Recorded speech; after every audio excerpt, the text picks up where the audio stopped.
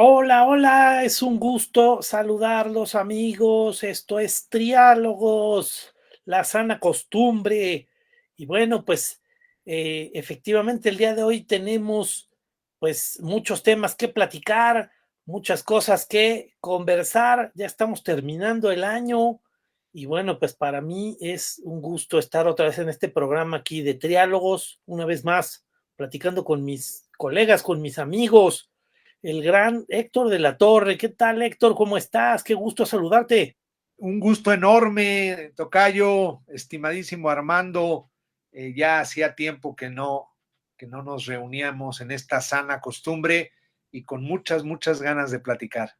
Bueno, más, ahí tienes todo ya la escenografía también lista, ¿eh? Ya vi que tienes ahí Y varios libros. los tengo para que la pared no se caiga. Sí, ahorita voy a comentar algo de alguna experiencia que tú me contaste acerca de una verdadera biblioteca, la de tu papá, ¿no? Sí, por ahí. Ya Validece nomás. la de Alejandría. Sí, caray, así casi, ¿eh? Como la de Humberto Eco, la de Pérez Reverte, Sí. que son emblemáticas. Y también con mi colega, amigo, compañero Armando Cuellar, qué gusto saludarte, Armando. Lo mismo digo, camaradas parroquianos de este bonito programa. Ya teníamos rato de no reunirnos, de no juntarnos, de no conspirar ahora para hacer recomendaciones respecto a algunas lecturas que creo que, bueno, consideramos importantes, ¿no? Habrá quien desde luego no lo vea así, pero bueno, al final es compartir un poquito esto de lo que ha ocurrido en el año y también pues a lo mejor a alguien le sirve para que el siguiente pues pueda tomar algunas de estas ideas o inquietudes, ¿no? Pero muy gustoso No, de que me hayan invitado.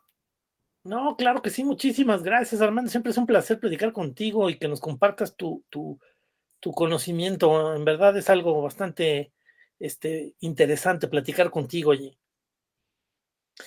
Y bueno, pues el día de hoy vamos a platicar de libros y películas, libros y series de televisión, la lectura llevada a la pantalla grande o a la pantalla chica. O Pero al el día de celular. hoy es hablar de eso y además yo quiero decirles, quisiera empezar comentando, es que siempre es muy sabroso, siempre es muy rico hablar de acerca de libros, ¿no?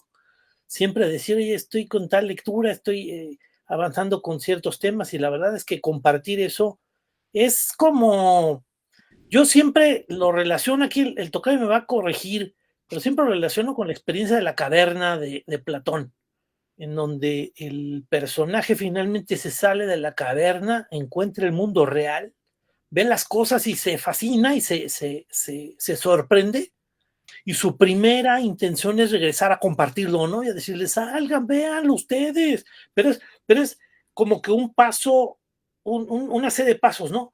Regresar, compartirlo e invitar, velo tú analízalo. Y por supuesto, pues hay gente que de repente no hace caso y dice, no, qué bueno, me contaste, pero no me convenciste de esto, pero pues siempre es una labor que yo creo que a uno le sale cuando de repente encuentra una lectura, un conocimiento nuevo, también cuando comparte películas o series de televisión, que yo creo que está muy relacionado con esto, ¿no? Oigan, pues vamos a empezar, vamos a hablar acerca de libros, películas, series de televisión, la lectura llevando a la pantalla. Y quisiera empezar con mi amigo Héctor de la Torre, a ver, él qué puede compartirnos acerca de esa experiencia y a lo mejor alguna recomendación.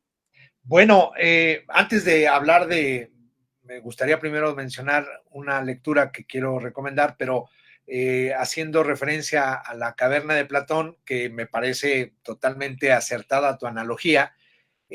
Curiosamente, lo que sucede a veces con los libros y con las películas es al revés de la caverna de Platón, no en el sentido negativo, sino la caverna de Platón es una mentira y hay que salirse de esa mentira para conocer la realidad.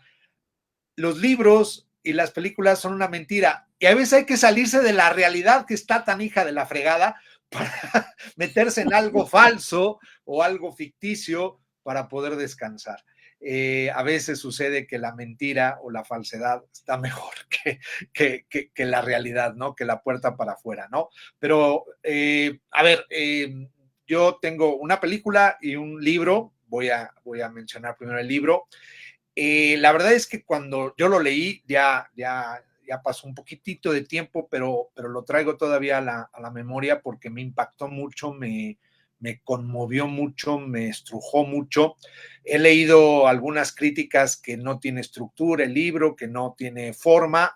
A mí creo que me importa un comino esas críticas, a mí me emocionó.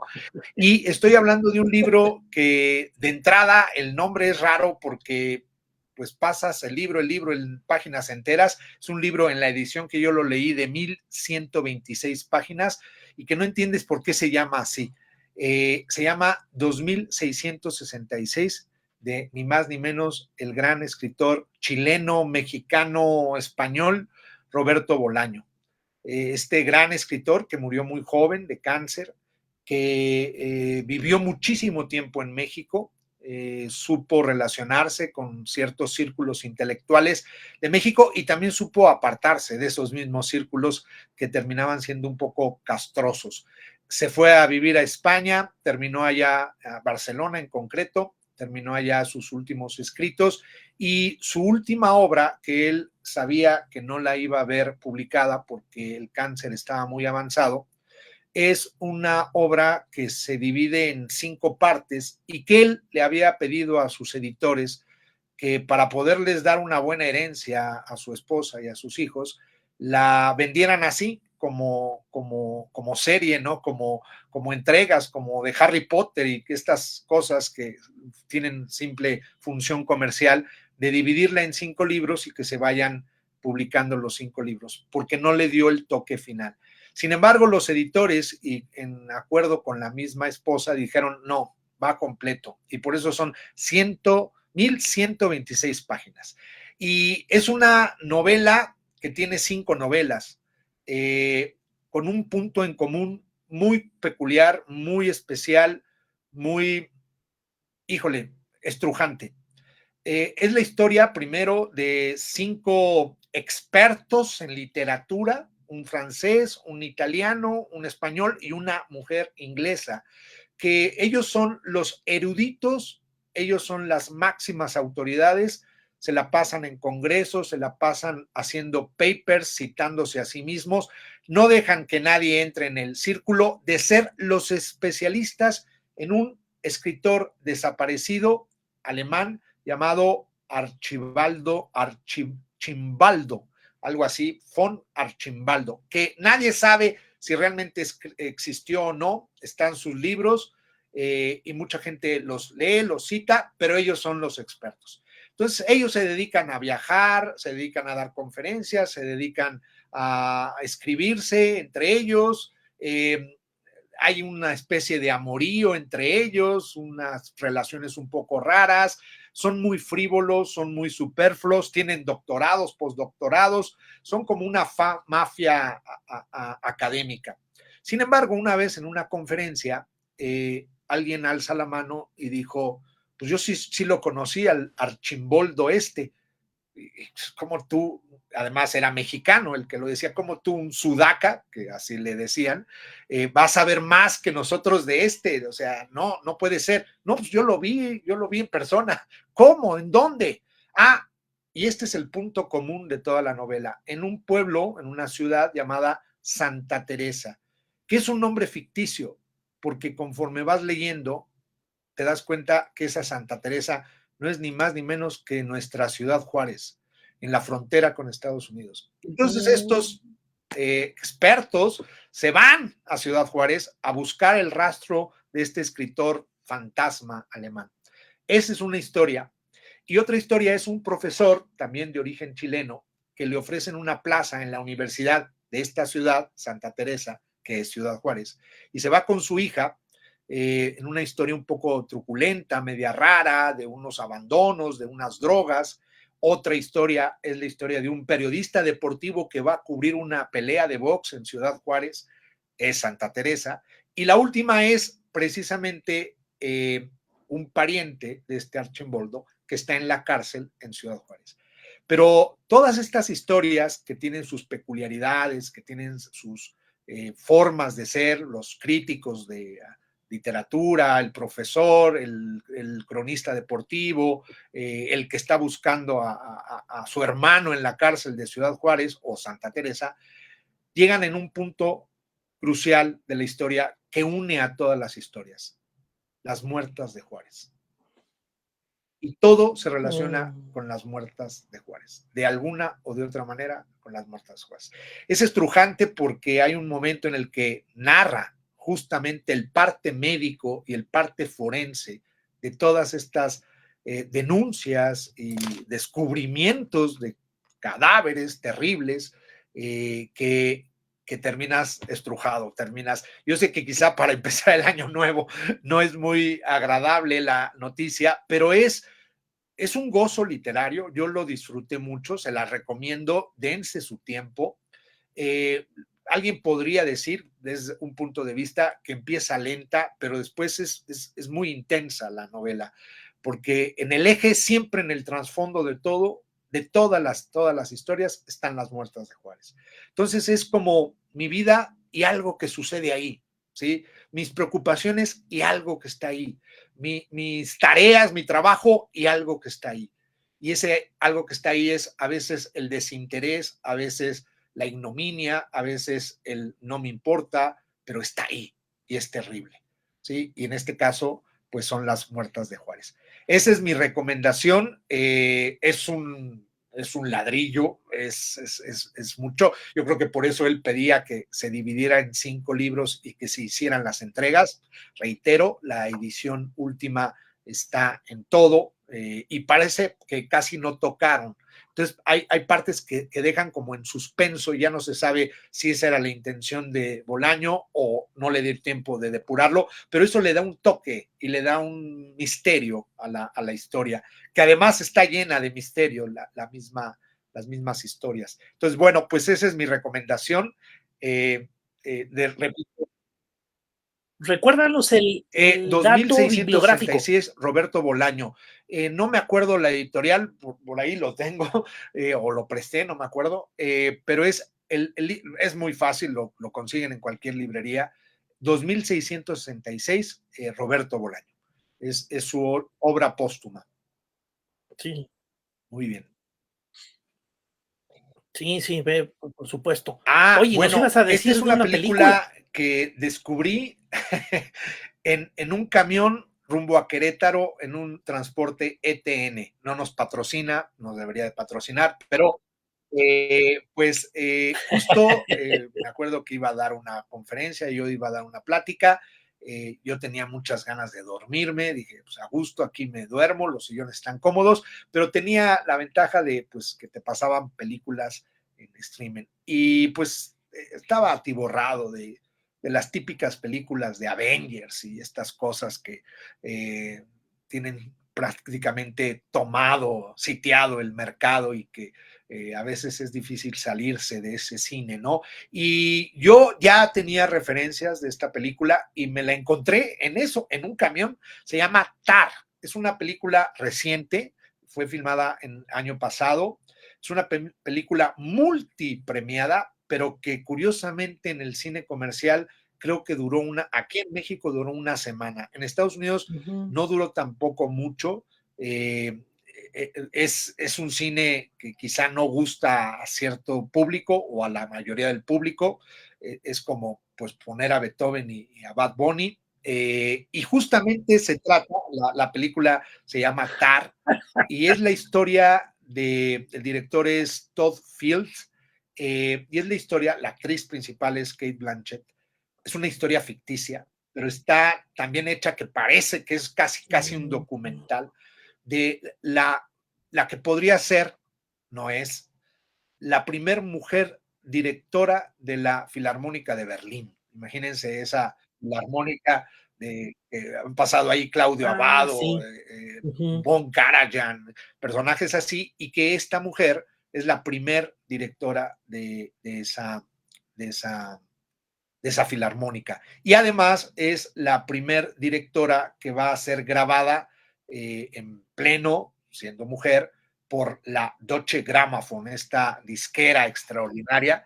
Entonces, pues como tiene esos datos que son reales, uno piensa que es real, pero es totalmente ficticio. Pero es muy interesante la historia porque, pues a fin de cuentas, todo director de orquesta es un genio, tiene que ser un genio. O sea, para poder dirigir una orquesta, no sé si a Alondra de la Parra le puede aplicar eso, pero de ahí en fuera yo creo que todo director es un genio, ¿no? Es un genio para controlar genios, porque a esas alturas de ese nivel de música, el violinista es un genio, el del cello es un genio, el pianista es un genio. Entonces, ¿cómo controlas genios, no? Entonces, tienes que ser tú genial.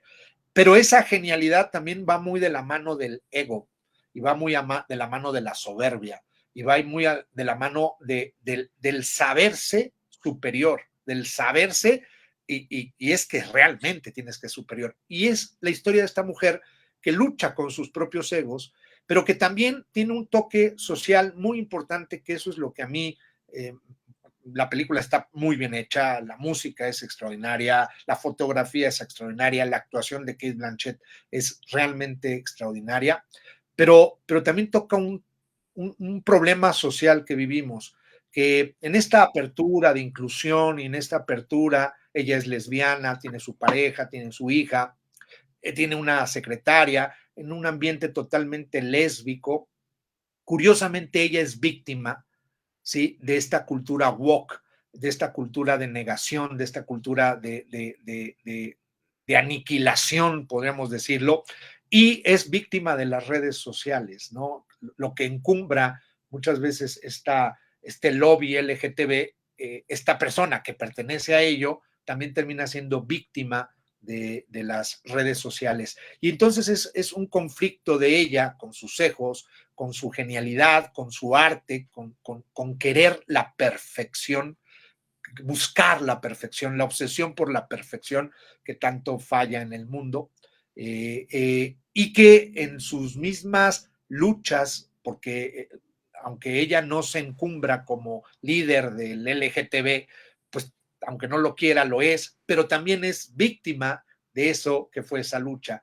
Y entonces ella tiene que tomar decisiones, tiene que tomar parteaguas en su propia existencia, de dejar todo ese glamour, todo ese mundo maravilloso de éxito, de fama, de grandeza, a buscarse ella misma en un lugar quizá más humilde y más sencillo para encontrarse a sí misma. Se la recomiendo ampliamente, se llama Tar, así Tar, ¿sí?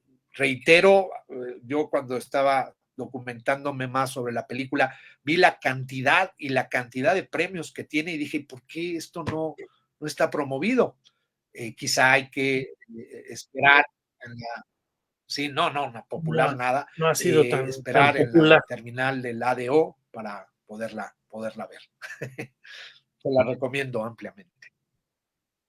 ¿No? Alex Lora, exactamente, hablando de músicos, sí. Fíjate que quiero aprovechar tus comentarios para decir dos cosas rápidamente y darle la palabra aquí a Armando. Una es, nombraste al principio el tema de los libros, de lo que es, vamos, las series y los libros que te alejan de la realidad, que a veces puede ser abrumadora, puede ser que no te guste, ¿no? Pero fíjate que también ese fenómeno creo que lo logré interpretar con una riqueza adicional que quiero incorporar a tu comentario, con un libro de Vargas Llosa que se llama La verdad de las mentiras. Un libro muy bueno, ¿eh?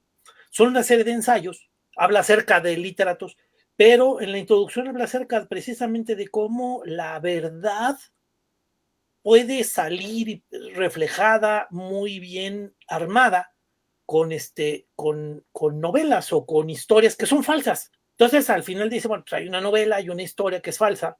Vemos un montón de personajes que han hecho novelas, Ernest Hemingway, George Orwell, que de repente te reflejan un mensaje que hacerlo en la novela queda más claro, sí, queda mucho más certero, ¿no? Entonces, la verdad es que eso es parte de la riqueza de esa fantasía que representa a lo mejor una novela que Vargas Llosa quiso reflejar como un mensaje verdadero y muy duro, muy fuerte, muy claro. Yo creo que ese es un tema que quería yo rescatar de tu comentario. Otro es mandar un saludo a un amigo que además yo creo que tú también ahí, Tocayo, lo has de ubicar, a Mariano García Valladares. Él es actualmente, pues está empezando una carrera de director de orquesta y creo que su trabajo como director de orquesta en México ha empezado muy brillante. Él es un violinista brillantísimo desde niño, desde niño muy pequeño, él tocaba el violín de manera maravillosa. Entonces digo, ojalá nos esté viendo, si no, pues él ya verá la repetición en el canal de Historiadores, que invitamos a todo el mundo que lo vea, que vean estos programas y que le den seguimiento. Ahí le mandamos un saludo a Mariano García Valladares, que es un gran músico. Armando, cuéntanos tú, de tu lado, ¿tienes temas ahí, libro y película o serie? ¿Qué nos recomendarías?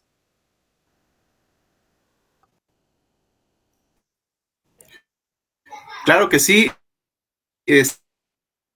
Pues son tremendamente glotones en términos literarios, porque hay cosas que, por ejemplo, cuando comenta Héctor de la Torre de libros de 1600 páginas, para mí, de verdad, me parece todo un reto de entrarle a un libro así. Digo, mi admiración por todo eso, porque realmente no recuerdo el último libro de esa cantidad de páginas que haya yo leído, ¿no? Por eso creo que ahí hay pues, una buena escuela, pues, de parte de ustedes que le entren a este tipo de textos y también recomendarlos, ¿no? Que no por ser demasiado amplios la gente se espante, ¿no? Yo reconozco ahí toda mi ignorancia, o sea, sí ubico a Roberto Bolaño por otras novelas, pero no por esa, fíjate, no en lo particular.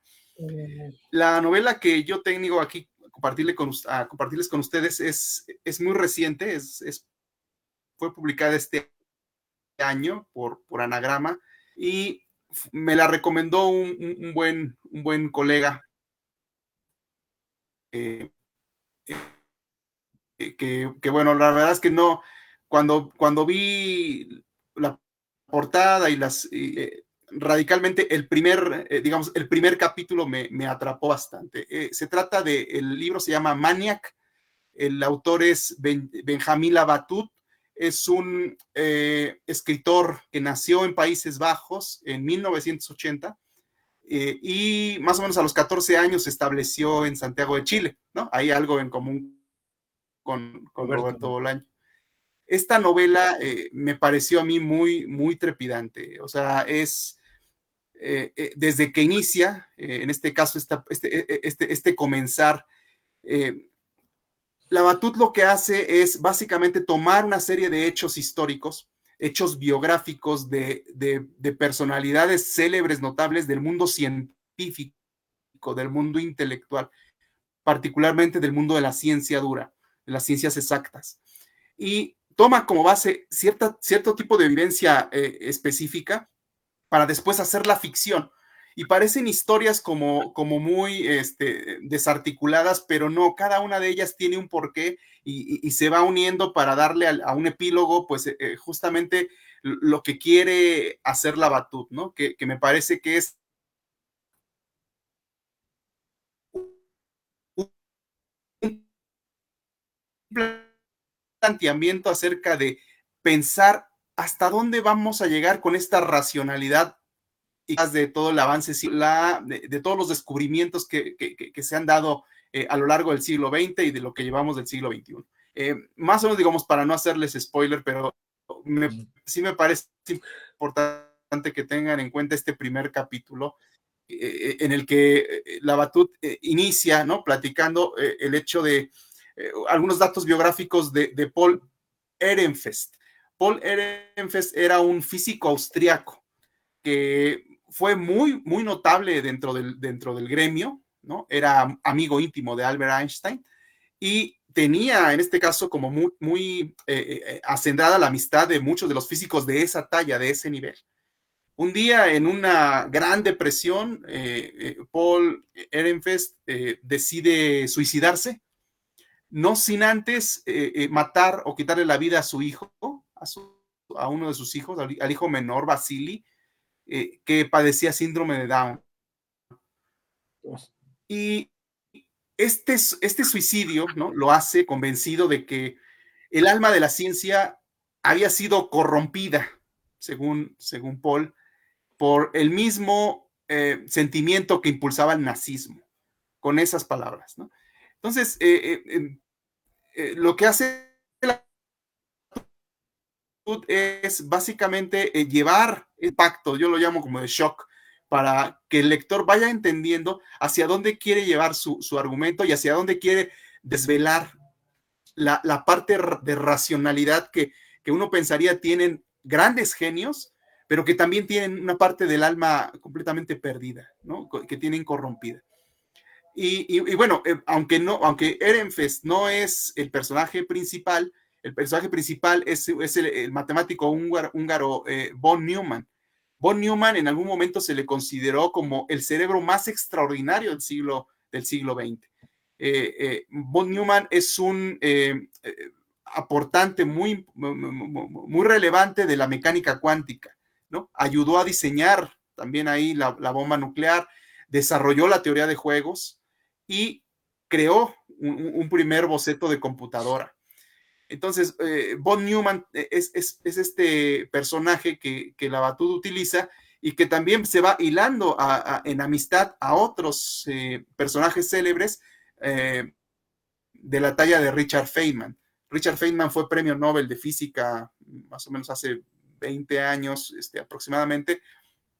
Entonces, y finalmente la novela termina con un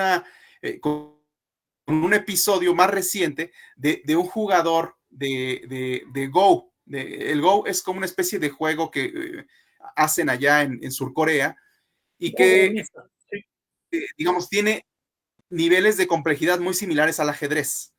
Entonces, con datos biográficos de Lee Sedol. Lee Sedol es un jugador, uno de los jugadores más importantes de Go, y hace una referencia a cómo, y eso ocurrió, insisto, yo no sabía nada de esto hasta que yo empecé a leer la novela. Me llamaba se cortan. ¿Esto fue real o es ficción? Entonces ya no sabía en qué momento era la ficción, hubo realidad. Entonces, esta novela termina justamente esta confrontación que hay ya actualmente entre la mente humana más brillante y la mente cibernética más brillante. Entonces, la inteligencia artificial en esto que relata Labatut es capaz de ganarle al mejor jugador de Go, al mejor jugador de ajedrez, en al menos 4 horas, mientras la inteligencia artificial autoaprende, se hace autoconsciente de cómo vencer al otro rival. Entonces, te deja, no sé, Labatut me parece una voz muy original porque toca temas que a mí me parece que te pueden dejar muy aterrado respecto a cosas que vamos a ir viviendo, que vamos a ir sabiendo con el pasar de los años. Y bueno, me parece que es esta novela, insisto, yo no la tenía yo entre mi radar, insisto, al principio como que me daba un poquito de flojera, ¿no? El que diera tantos datos, pero posteriormente ya que empieza a dar estos impactos de shock, ¿qué ole, no? A ver, vamos viendo si esto es inventado, si esto es real, y creo que esta es la parte que más me agradó de la narrativa de Labatut. Y con ese libro me vinculo a la propuesta de película, que es una película muy, muy reciente, que está en Netflix. Ahora incluso se está recién estrenando, tiene pocos días que se estrenó. Se llama Dejar el mundo atrás. Dejar el mundo atrás es una película que veía que la produjeron él y Barack Obama. Es una película que protagoniza Julia Roberts, Ethan Hawke, y básicamente es una película apocalíptica de cómo los ciberataques pueden significar y traducirse con el uso de inteligencia artificial en nuestra propia extinción, ¿no? Es decir, estos temas que empiezan a ponerse, yo siento que no solo de moda, sino que empiezan también a permear en cierta en cierto sentimiento colectivo respecto a qué vamos a hacer con la inteligencia artificial. Y entonces, pues estas sí, son mis primeras recomendaciones. Ojalá ahí les inquiete como me inquietó a mí el tema tan fascinante que es esto de la racionalidad o la razón humana. No, esta película de que hablas acerca de dejar el mundo atrás, sí se llama así, ¿no? Me llamó mucho la atención las dos cosas. Una, que está producida por Barack y Michelle Obama, son productores ejecutivos. Llama mucho la atención, así, primera sorpresa que tienen que andar haciendo ellos, patrocinando una película que tiene un mensaje bélico y que tiene un mensaje de comunidad destruida. Yo creo que además es una historia un tanto inquietante. Y lo quiero ligar con que yo también he estado viendo ya muchas noticias, reportajes, comentarios, artículos que hablan acerca de la inteligencia artificial como un riesgo. Me viene a la mente, y no es a propósito, hablar acerca de Isaac Asimov, porque yo lo nombré en una plática haciendo referencia a sus libros de historia. Y alguien me dijo, ay, ¿a poco escribió libros de historia Isaac Asimov? Cuando él normalmente escribía libros de ciencia ficción. Entonces, así como que con mi interlocutor con el que estaba haciendo la plática, le llamó la atención esa producción de Isaac Asimov. Pero curiosamente él nombra, a la hora de estar conversando, él nombró el libro de Yo Robot, en donde pone las leyes de la robótica, ¿no? En donde dice que, pues sobre todo, que los robots no deben de hacerle daño a los humanos. Y bueno, por supuesto, volvió a salir el tema de la inteligencia artificial acerca de los robots, estos robots inquietantes a los cuales de repente presentaron hace unos meses, ¿no? Hace poquito, que de repente uno de ellos tiene ahí un comentario medio macabro que, oye, ¿y qué es lo que piensas acerca del futuro humano? Y también, ¿qué es lo que harías tú para poder resolver los temas? Y hasta hay uno de los robots que contesta que debería de acabar con el ser humano. Entonces, al final lo terminaron ahí apagando en plena muestra. Terminó siendo muy inquietante todo eso. Yo creo que puede ser también propaganda, pero la verdad es que el tema está muy en boga. Y sí me llamó mucho la atención. Yo también recomendaré mucho la película que tú comentaste. Julia Roberts sí llama la atención, ¿no? Es una distancia enorme de lo que fue su actuación en Mujer Bonita a lo que ves ahí en la película. Una señora bastante histerias. Pero bueno, pues la verdad es que sí llama mucho la atención ahí el contraste. Y bueno, pues la verdad es que pues muy interesante los comentarios, Armando, muy interesante. Yo quiero hacer un comentario adicional antes de darle la palabra aquí a mi tocayo. También quiero aprovechar para mandar otro saludo a Juan Carlos Padilla Monroy, el gran maestro, ¿no? Que le mandamos un gran saludo, muy afectuoso, porque él me decía, pues hablábamos acerca de bibliotecas. Yo también tengo una biblioteca bastante abundante y cada vez que llego con un libro a casa, mi esposa me dice que dónde lo vamos a poner si ya no caben.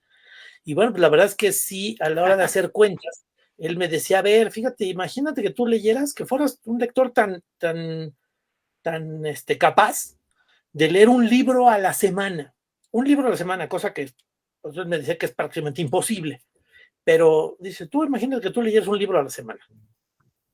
Si tú leyeras de aquí al resto de tu vida, cuando termines de vivir, y además seas una persona que viva muchos años, muy longevo, de todas maneras el número de libros pues, va a ser menos de la tercera parte de los libros que tienes. ¿Qué vas a hacer? ¿Por qué tienes tantos libros, no? Y la verdad es que sí, como que te hace reflexionar el tema. Y Pérez Reverte, el autor de La Reina del Sur, el autor de varios libros, del Capitán de la Triste y varias novelas muy interesantes, comentó una vez que él también tiene una biblioteca enorme. Él tiene una biblioteca de 69,000 libros. Y por supuesto, pues Juan Carlos dice, es que más o menos leerías de aquí a que te mueras unos 2,000 libros, 2,500 si quieres. Entonces, al final, el Pérez Reverte, que tiene 69,000, pues es una desproporción. Dice, ¿para qué quieres tantos libros? Y él al final decía, no, es que una biblioteca es un espacio vivo. Los libros, a veces consultas uno, ves unas páginas, lo regresas, buscas otro, dependiendo del tema que estás investigando y que estás trabajando, y de repente tienes aquí el altero de libros, y luego así es como le das vida. Una biblioteca verdadera está viva, estás jalando un libro, luego regresándolo, poniendo otro, haciendo un programa de lecturas, volviendo a regresarlos, porque estás investigando, preparando una clase, preparando una conferencia, haciendo una investigación, y la verdad es que es ahí donde de repente dices, mira, ya entiendo por qué tengo tantos libros. No, al final a lo mejor pareciera que también que es un pretexto, pero bueno, pues un poco ese comentario me llamó mucho la atención. Quise aprovechar para mandarle un saludo a Juan Carlos y para recordar su comentario que me dejaba pensando, y él también pues es un bibliófilo bastante empedernido, ¿no? En ese tema. Y bueno, pues nada, pues muchas gracias. Aquí al final ya comenté aquí mi tema, ya consumí algo de tiempo. Héctor de la Torre, ¿por dónde continuarías tus recomendaciones? Pues fíjate que me gustaría irme también por la línea de las bibliotecas. Esto que dices que las bibliotecas son vivas. Volviendo a la idea de Pérez Reverte, a mí me acabo de topar con una frase de él que le preguntaban si él era de derecha o de izquierda. Dijo, no, yo no soy ni de derecha ni de izquierda, yo sí tuve una biblioteca. Entonces, pues eso deja mucho que pensar, ¿no? Y sí es verdad, digo, yo no me pondría tan ocioso de ver cuántos libros voy a leer a lo largo de mi vida, porque también es verdad que la velocidad de lectura y el interés de lectura varía de libro a libro, ¿no? O sea, un libro técnico, un libro de mera consulta, o sea, el diccionario, pues no lo voy a acabar, ¿no? No, voy en la A, ¿no? Entonces, es eso, ¿no? Pero también es verdad que hay libros que sí, obviamente son para leerse, pero que libros que por sí mismos tienen un valor, que por sí mismos como objeto tienen una importancia. Digo, hay quien colecciona Funkos, nunca he entendido por qué se colecciona un Funko, ¿no? Pero pues yo prefiero un libro y yo me acuerdo mucho de un libro que nada más de verlo, ni siquiera de abrirlo, ya valía la pena. Era un libro que tenía mi papá era la Biblia y el Quijote en pasta súper dura, pero enormes, ilustrados por Doré. No necesitabas leer esos libros. El puro libro ya era un monumento, era un adorno, te estaba embelleciendo tu casa, te estaba embelleciendo la sala. El libro en sí mismo era el objeto a admirar. Y así creo que hay muchos otros libros. Yo me acuerdo mucho de esos dos, que era una pasta enorme, dura, que era la Biblia y de la misma edición, pero el Quijote y las maravillosas ilustraciones de Doré. Entonces, sí, es verdad que las bibliotecas tienen también las personalidades, ¿no? Y las bibliotecas como que deben de estar un poquito desordenadas a veces, pero también habría que hablar de bibliotecas Ahí, famosas, ¿no? Por ejemplo, la Capilla Alfonsina. Sí. ahí te interrumpo rápidamente. Ahí te faltó, dentro de esa colección de Gustave Doré, de las ilustraciones, te faltó el de la Divina No, Comedia. bueno, es que Doré ilustró la También Divina ahí faltaba. Comedia, ilustró Jerusalén libertada, ilustró Perrault, Sí, de las cruzadas también, sí. ilustró a Edgar Allan Poe. Sí, no, es una maravilla, es una joya. Y además, no sé si lo sepan, pero era grabado, o sea, es sobre un metal hacer el dibujo, sobre eso Sí, después pasaba una tinta y luego se hacía la plancha. Entonces, y murió en la pobreza, Doré. Era increíble. Es otro tema, Gustave Doré. sí. Pero bueno, pero también hablar de bibliotecas famosas. A mí me viene a la mente la de Alfonso Reyes, que justo Uh-huh. es un centro cultural en la colonia Condesa, se llama la Capilla Alfonsina. Y la biblioteca es de tal manera que tenía camas a lo largo de la biblioteca porque se quedaba dormido leyendo. Entonces había distintas camas y entonces en distintas camas había distintos libros que estaban pendientes de lo que estaba leyendo, ¿sí? Es decir, se la pasaba leyendo. Y nada más termino mi intervención. Recuerdo ahorita que lo mencionas un cuento de Borges, otra gran biblioteca, de un señor que hizo el mismo ejercicio que nuestro amigo Juan Carlos, que también si nos ve le mando un gran saludo, es un vikingo y todos los que somos aficionados a los vikingos somos estoicos, siempre nos gusta el sufrimiento y en eso lo comparto con Juan Carlos.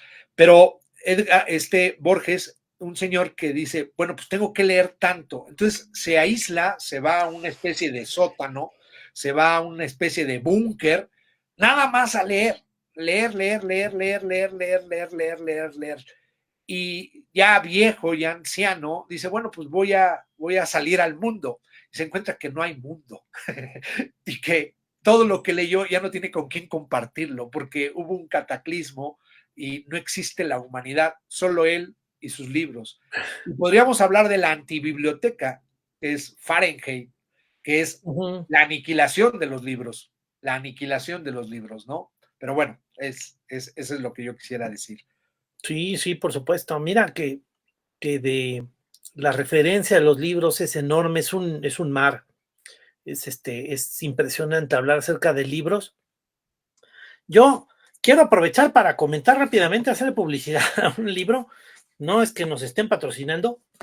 El libro es Roma soy yo, de Santiago Posteguillo. La verdad es que a mí me está fascinando esta novela. Es una novela sobre la vida de Julio César.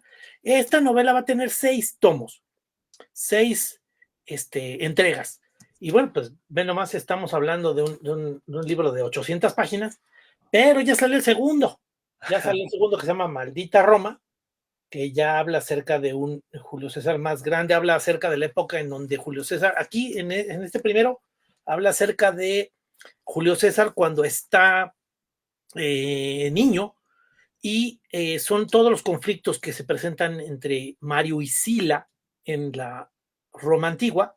Y bueno, parte de esa descripción es impresionante. Todo novelado, la verdad es que se pone muy, muy intenso, muy interesante. Y también saca a Julio César joven, que está metido en un juicio en donde él es un abogado que está acusando a un senador que se llama Dolabella. Entonces, al final su enfrentamiento es muy, muy duro, muy fuerte. Es, por supuesto, hay riesgo de muerte, porque Dolabella es un senador corrupto que además es muy sanguinario. Y bueno, en la segunda novela habla acerca de Espartaco y habla acerca del momento en que Julio César entra en momentos de política otra vez igual de duros. Al final, bueno, pues digo, la verdad es que el desarrollo de la novela yo creo que es muy interesante. Es de esos libros que además vas con lectura muy rápida, porque sí está muy ágil toda la plática, todo el desarrollo, y la verdad llama mucho la atención. Yo creo que vale mucho la pena. Y si uno quiere de repente más o menos agarrar la onda, creo que valdría la pena ver la serie de Roma en HBO. Esa serie está con una superproducción, es impresionante lo que sería la escenografía, los actores, todo el desarrollo de la trama está muy interesante, y la verdad es que sí sale todo lo que es la primera temporada, habla acerca de Julio César, y la segunda temporada habla acerca de Augusto y de su sobrino Octavio, que después se convierte en Octavio César Augusto, que se convierte en el primer emperador romano. Y la verdad es que el desarrollo de la serie de Roma me parece brillante, un acercamiento muy interesante para ver lo que sería la historia de Roma. Por supuesto que uno no debe quedarse ahí, porque normalmente las historias, las series o las películas, pues porque tienen que ser también entretenimiento, también tienen que ser un desarrollo ágil. Al final fuerzan condiciones, historias que al final no son exactas, y eso me parece normal. Dentro de una película, dentro de una serie, me parece muy normal que de repente no tengan esa actitud histórica. Y eso yo creo que si uno lo comprende, termina apreciando otras cosas de la serie o de la película que valen mucho la pena. Entonces, bueno, pues al final comenté ahorita mi recomendación del libro. La verdad es que me parece interesantísima esa novela de Santiago Posteguillo, la serie acerca de Julio César. Él tiene otras novelas que ha publicado que también están muy interesantes. Aproveché para hablar acerca de la serie de Roma y hablo acerca de esa inexactitud histórica que pueden tener algunas tramas, pero creo que vale la pena apreciarla por otra serie de cosas. Es una aproximación al momento histórico, pero además tienen escenografía, actuación, el vestuario, que son brillantes, son excepcionales. Y en ese sentido, perdón que aproveche el tiempo aquí para que me esté comiendo el tiempo con comentarios, pero ahí es donde quisiera yo relacionarlo con la película de Napoleón. A mí la película de Napoleón, yo soy un aficionado de la historia de Napoleón. Aquí en el programa en Corposano he hablado acerca de Napoleón desde diferentes perspectivas y tenemos varios programas de Napoleón en Historiadores, pero sucede que, por supuesto, la película de Napoleón me parece brillante, me parece impresionante, me parece muy buena película, pero, por supuesto, no va a tener esa actitud histórica, no la tiene muchos errores, muchas diferencias con los eventos históricos. Yo creo que aquí lo fascinante es, por supuesto, hay escenas muy valiosas que sí se parecen mucho a lo que pasó con Napoleón. Su escape de la isla de Elba y su regreso a Francia después de que había sido capturado y que los soldados lo reciben y sueltan las armas y se entregan a su líder, me parece una escena que por supuesto es muy conmovedora, muy impresionante, muy impactante. La cantidad de soldados, las cámaras que se manejaron, la luz que se maneja en la película es impresionante. La ropa, lo que es el vestuario es increíble. El manejo de las escenas bélicas me parece sorprendente. Y yo creo que la actuación de Joaquín Phoenix y de Vanessa Kirby son muy buenas. Entonces también yo recomendaría, pero por supuesto que no hay que ser muy Grinch a la hora de ver la película, porque sí vas a ver inexactitudes a veces graves en el tema histórico, pero yo creo que no debe distraerte, porque la trama más o menos trata de ir en una lógica. Yo creo que es una buena aproximación a quien no conoce la historia de Napoleón. Hay que saber que hay escenas que no van a ser verdaderas, hay muchas películas de Napoleón que también tienen ese mismo problema.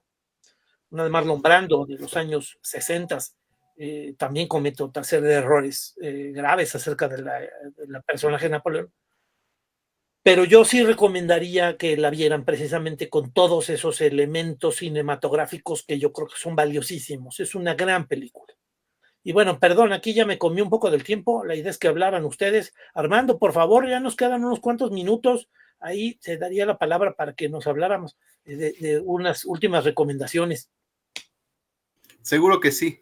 Pues mi recomendación final estaría vinculada a, ahora que comentaron acerca de su culto al libro, un ensayo que me parece muy impactante desde que salió hace como 2 años este libro. Me estoy refiriendo a El infinito en un junco. El infinito en un junco y el subtítulo La invención de los libros en el mundo antiguo. Sí. Este libro la escritora es española, nacida en 1979, y es curioso, bueno, que tienen en común estos dos autores que estoy recomendando, que son de mi generación, ¿no? Es decir, son de mi edad, son autores, ojalá, ¿verdad? Pero me da mucho gusto que gente que empiezo a identificar ya de mi generación empiecen a escribir tan bien y de manera tan profunda, ¿no? Este libro de Irene Vallejo, ella es filóloga, ¿no? Escribe un ensayo maravilloso que yo creo que es una oda al libro en sí mismo. Sí, sí lo es. Es una belleza leer ese texto de Irene Vallejo. Inicia desde luego con una explicación acerca de, bueno, ¿dónde está el infinito en un junco? ¿Por qué un junco, no? Y bueno, pues el junco de papiro que crecía en las aguas del Nilo, ¿no? Que alcanzaba entre 3 y 6 metros de largo, ¿no? Eso se utilizó para poder escribir de manera flexible una hoja, se empezó a escribir, empezó a utilizar para hacer la escritura hace 5,000 años.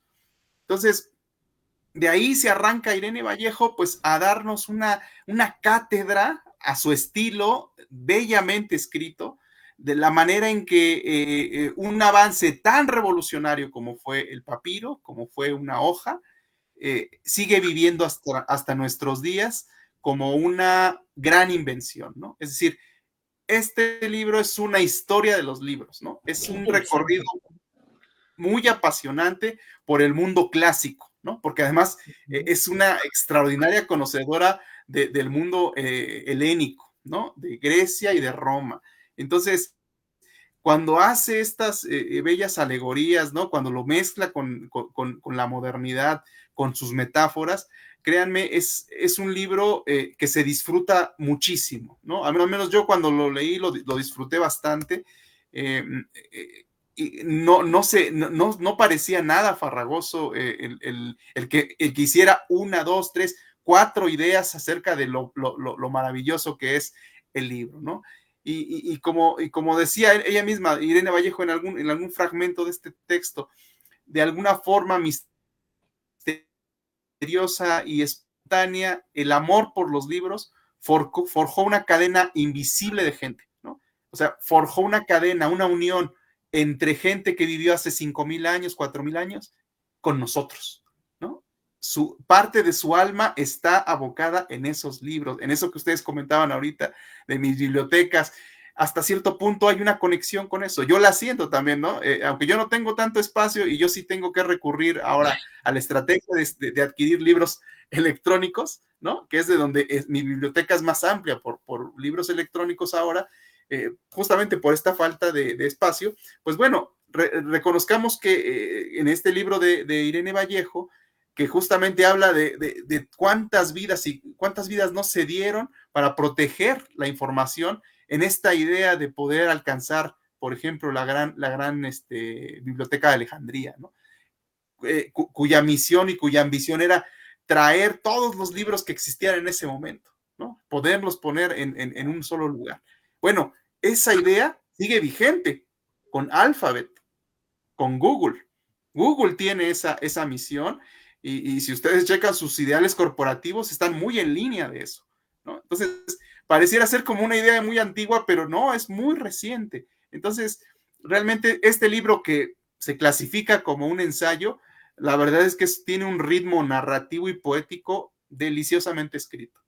Entonces, sí, en verdad es un libro que sí recomiendo mucho. Ese está muy gordito, ¿no? Pero pasa rápido, créanme. Es un libro muy, muy, muy bonito. Y justo la película que recomendaría, vinculada un poco también al tema de la educación, que tiene que ver con los libros, se llama Capitán Maravilla. Ahora que pusiste aquí en la fotito de libros y películas a Viggo Mortensen, bueno, sí, esta película de Capitán Maravilla es protagonizada por Viggo Mortensen y en esencia la trama es ¿qué pasa cuando alguien de talento y de un padre que es muy inteligente y cuya esposa muere, decide llevarse a sus hijos, apartarlos de la sociedad por considerarla que estaba corrompida, y él por propia cuenta empieza a educarlos, empieza a educar a sus hijos y les da una formación de las mejores, digamos, del mejor bachillerato a nivel mundial, ¿no? Por propia cuenta. Entonces, cuando empiezan a hacer estas escenas en donde comparan los resultados académicos que tienen sus hijos, que están completamente aislados, viviendo vidas conectados con la naturaleza, ¿qué pasa cuando lo comparas con las vivencias de un adolescente normal en Estados Unidos? Entonces, pone muy en tela de juicio este modelo que tenemos actualmente de la educación a partir pues de esta sistematización y repetición de contenidos para poder plantear la idea esta quizá muy kantiana de que tenemos que pensar por nosotros mismos. Y esa es la principal tarea que debe tener un profesor. Entonces, en esta película justamente el padre trata de hacer eso con sus hijos. Y lo curioso es que lo logra, ¿no? Pero bueno, hay una trama ahí interna que tiene que ver con la familia de la mamá, ya muerta, etcétera, ¿no? No les adelanto mucho, no les doy spoiler, pero es una película también muy, muy bonita y que tiene que ver justamente con este tema de los aprendizajes y la educación. Oigan, pues el tiempo es un tirano. Ahí, Tocayo, querías dar un comentario. No, rápido, brevemente, no, sí, me uno a esa recomendación de El infinito en un junco, de verdad es una gozada. Yo también, cuando lo descubrí, me fascinó. Quiero presumirles que yo tengo la edición en papiro. No, la verdad es una verdadera gozada y ahí queda demostrado que quizá el invento más grande de la humanidad es la escritura. Y nada más un comentario de la película de Napoleón. A mí me pareció bien la película, me fascinó la escena de la batalla de Austerlitz porque es muy gráfica, pero desgraciadamente yo tengo clavada una película en mi infancia que resulta insuperable y cualquier cosa que me pongan de Napoleón no la voy a poder disfrutar porque me remite a hacer una comparación que les recomiendo ampliamente. Búsquenla donde la encuentren porque es una verdadera joya. Y aunque es verdad lo que dices, Hudson, de que las películas no son exactas porque la historia no puede caber en 1 hora y media, pero sí hay unas que sí son una joya. o hay unas que más que sí, más que no, ¿no? Y esta se llama La batalla de Waterloo, sí, de Sergei Bondarchuk. Es una verdadera joya porque solo es la batalla y es realmente asombrosa la técnica con la que fue hecha. No había drones en esa época, fue de los años 70 y es realmente extraordinaria la fotografía, las tomas. Napoleón es Rod Steiger, que es insuperable. Wellington es Christopher Plummer. De verdad, el Luis XVII creo que es el rey que ponen, ni más ni menos que Orson Welles, Luis XVIII, y es de verdad, yo fui a ver esta de Joaquín Phoenix, él me parece que está bien, la película en general me parece que está bien, pero no podía dejar de pensar en la otra, quizá es un vicio, quizá es un mal. Que la batalla de Waterloo es muy buena en esa película. Oye, en la batalla de Waterloo. Es muy buena la batalla de Waterloo, en la de Napoleón de Ridley Scott. En esta última película es buena. Dijo, vela, te la recomiendo. Tiene sus detalles. La tengo yo en CD, si quieren que se las paso. Es de verdad una joya. Betty Gutiérrez nos manda saludos, nos dice que una chela, ya como dicen en un programa ahí de streaming de YouTube, que ya se predicen heladas, ¿no? Heladas, sí. Muy bien. Ya se predicen heladas. Oigan, pues muchísimas gracias. El tiempo es un tirano, ya nos pasamos un minuto. Muchísimas gracias por sus comentarios. Héctor de la Torre, muchísimas gracias por acompañarnos. Armando Cuellar, saludos a Betty Gutiérrez, saludos a Mariano García, a Juan Carlos Padilla y a todos los que nos estuvieron viendo. Muchísimas gracias. Alma Besares en la producción, a Jaime Villarreal en la dirección del canal y nos seguimos viendo la próxima semana. A ver si podemos ver, se quedan muchos libros en la mesa. Ok, muy bien. Por supuesto. Muchas gracias, nos vemos, que les vaya muy bien. Feliz año, feliz Navidad, feliz todo. Si no nos vemos. Feliz fiesta, felices fiestas.